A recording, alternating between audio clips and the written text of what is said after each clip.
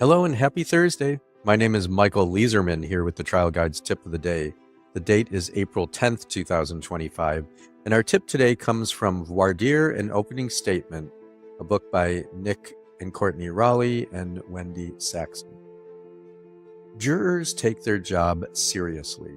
They truly want to do a good job and follow the law, so how we frame the law makes a huge difference in their ability to do that. If we wait to talk about something and give the defense the opportunity to discuss it first, we may lose control of the framing. Yes, as plaintiffs' lawyers, we get to go first. We get to frame the issues. This is very powerful.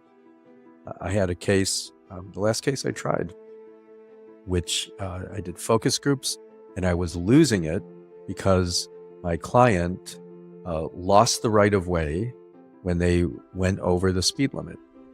Police had found in the initial reconstruction that my client was literally going 2 miles per hour over the speed limit.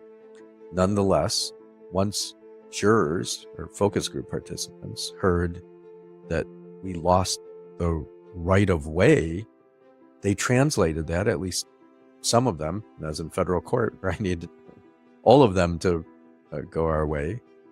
Some of them would say, well, you lost the right of way, therefore you lose. You're legally wrong.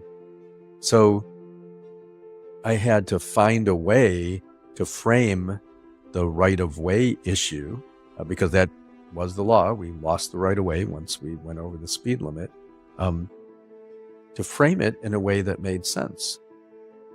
And usually, not always, but usually the law makes sense. And the jury wants to do the right thing. So what did I do there?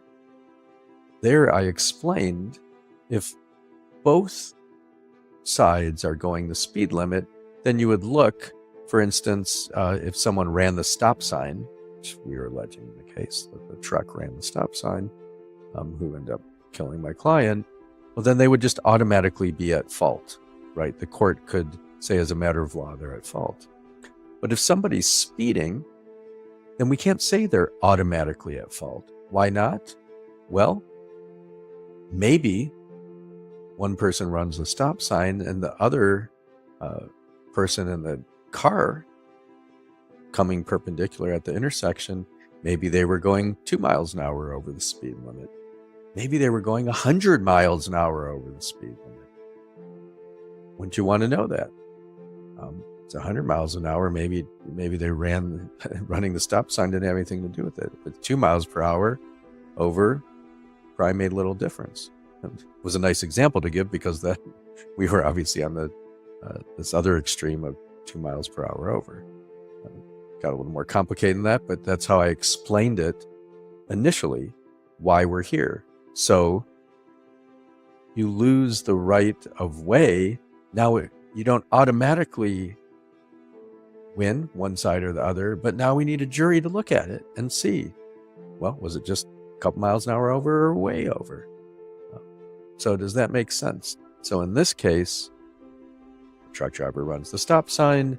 We're going, you'll hear different testimony, but 2 miles to 10 miles an hour over the speed limit. So we don't automatically win. We have to have a jury hear that, right? And what you'll find in this case is the speed made no difference, regardless of who legally had the right of way. So it worked. And like I said, it can be more complex than that. And also, it's got to be something that's very simple.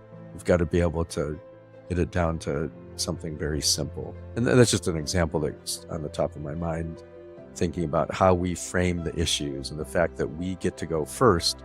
If defense had gotten to go first and just said, well, this is a case where the other side lost the right of way. The law says they didn't have the right of way. Now the jury right away has this connection, and they have in their mind that we lose, instead of me framing what right of way is. So something to think about. How do you frame your case? What are the ways, not that you can win your case, because you know all those ways or you wouldn't have taken the case as the plaintiff's lawyer if we get to choose.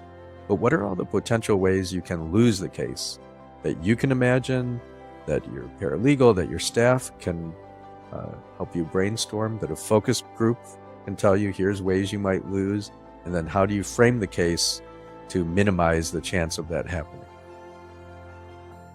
Let's pause and take a deep breath together and just be grateful to be alive this Thursday.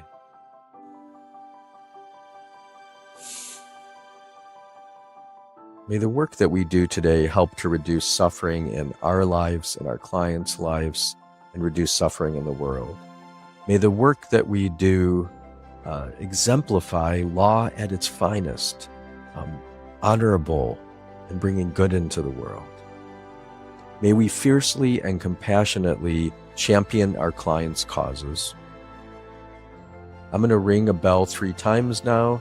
This can take you into a meditation practice, a prayer practice, or just let the sounds wash over you and pierce through you and remind you it's Thursday. Wake up, go out, do good things, and have fun while you're doing it.